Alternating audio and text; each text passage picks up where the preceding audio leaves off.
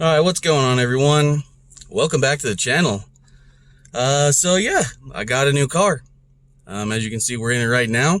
This car popped up, and me and my buddy decided to just go and take a look at it, and I bought it on the spot. I didn't even test drive it, because it had a master cylinder that was out, so I didn't even test drive it, I just bought the car. So, here it is.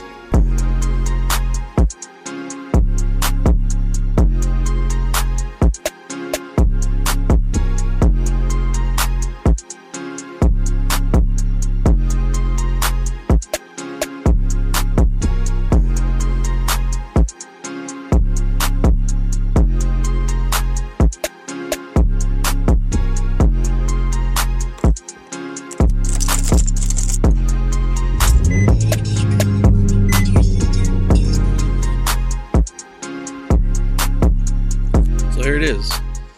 This is my new 2008 Nissan 350Z Enthusiast model. So I've already done a couple of things here, so I'm gonna throw some overlays in of some video that I've already taken. So first things first, already got the lip on from the old Z, and then if we move to the back, I've already got the exhaust on as well from the old Z. So this video is going to be a little bit talking about the good, bad, and ugly of this car as compared to my last car. First off, number one, let's start off with the good. It's an HR model, and let's jump inside. So this is the thing that really sold me on this car. See these miles? Look at this. 82.2. And I bought it for less than $9,000. So I was pretty stoked. That was like an instant seller for me. So that's the first good. Super low miles. Second, stick shift. I had to buy a stick shift. I can't buy an automatic Z. Number three, all the gauges work. And we don't have any low oil pressure, so we don't have bad galley gaskets yet. I'm assuming it's going to happen in the future. But as of yet, everything's still good.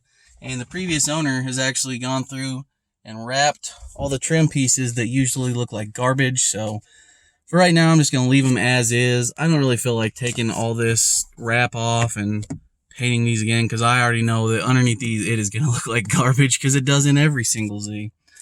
Another good, it's a clean title car. No issues. So I can't complain at all. It hasn't been, completely destroyed. Popped under the hood, everything's still stock. Looked underneath. Doesn't look like it's really been lowered. I'm debating if I really want to go through the process of painting these again, because if you look at these things are just absolutely hammered. It looks like whoever the previous owner was decided to take this car and drive up some curves. This one might be the worst one. This one is absolutely hammered. I'm just like, man, what? How do you treat your wheels this bad, man? So in the future, that might be something that gets redone, because all of these are just absolutely scratched up, and it's going to be kind of a hassle to get everything fixed. So another thing, headlights. These ones actually don't look awful, but if you look close, you can see they're kind of getting hazy, and I already have the kit to do it, so I might as well do it and make them look better. So that's another bad. So the next bad is this hood and this bumper. Last weekend I spent probably 6 or 7 hours just trying to polish this hood and make it look decent, and it actually came out pretty good. It's got a lot of shine back to it. I'll throw in an overlay right here of what it looked like before. Just the main problem now is the hood. The hood looks like trash, and you can't even see how bad it is in video, but it looks like crap. I ran to AutoZone, grabbed a bunch of stuff to try and fix some of this paint, because as you can see, there's a lot of haze, a lot of fade on the hood and on the hatch. And there's so many rock chips in this bumper. So I'm going to try and just get rid of as many of these as possible. I just got a paint touch-up pen just for something to get the car through the winter and protect the paint a little bit. And then we got 3 steps. So we're going to use scratch out on the hood, and then we're going to do a polish. And then it's not really a wax. It's kind of like a finishing wax kind of thing that I found at AutoZone that I'm going to throw on it. So I'm going to do the hood with scratch out and whatnot on all this top part. The fenders don't look too bad, so I'm not really going to worry about scratch out on those. I'm going to do the polish on the whole car though.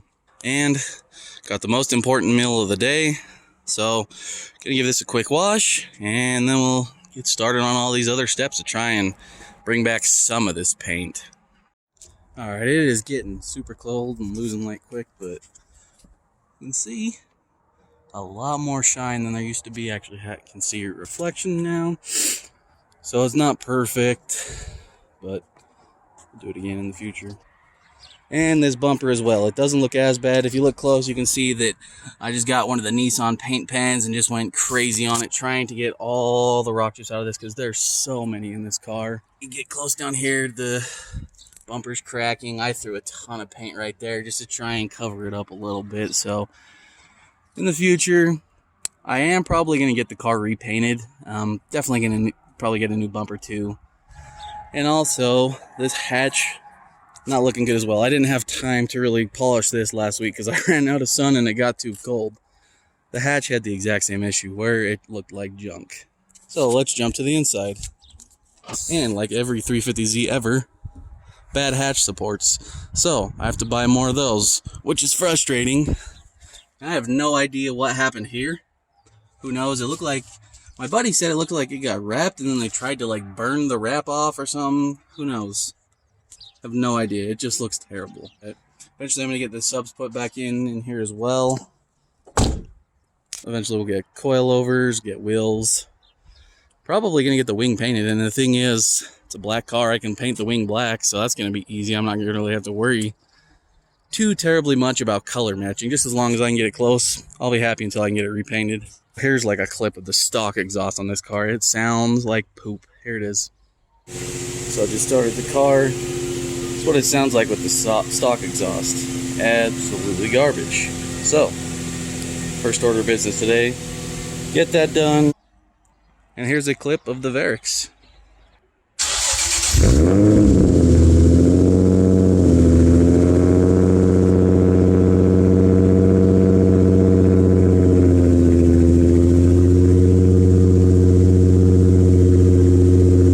Alright, so after a couple hours of fighting with those stupid exhaust hangers, stock exhaust is off, Variks is back on.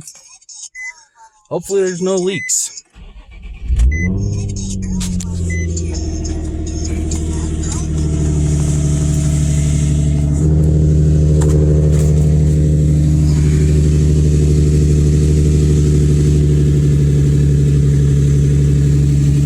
I think we got a little bit of one right there, but I'm using an old gasket, so I'll have to switch that one out.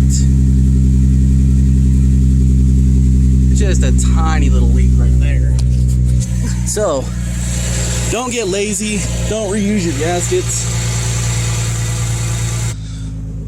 We got it back. Alright, so we're inside the new Z. First things first, this old head unit has got to go. Look at this cheap Walmart crap. We have got to get this out, so this is the first thing we're doing today. Gonna go pick up the old one from the last Z, so I'm gonna start ripping this apart. Alright, so I had my little sister help me because I couldn't reach in here. The ground cable's kind of short.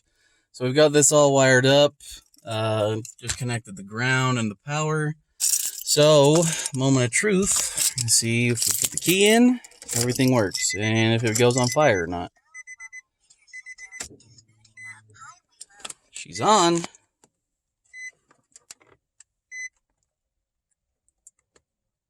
Start demo. No. Alright, we're connected to our Bluetooth. So that's the deck switched out. So yeah, I think everything's good to go. Solid. Good work, Cass. So, there's goods and bads of this car. I'm just happy I found a Z again. Honestly, I didn't think I was going to find one. The only ones I were finding were like out in Oregon, California, and everything like in Arizona and Texas was super overpriced. And I don't know, I don't feel like spending $12,000 on a car with 150,000 miles on it, you know. So I got really lucky. I found this one. Can't complain too much, man. Like, I bought two 350Zs, both with less than 100,000 miles, both 2008 HRs, and I paid less than $9,000 for both of them. So you just got to be patient. Don't just buy a clapped out one quick because you want one. Thanks again for watching. Stay tuned for more content. Peace.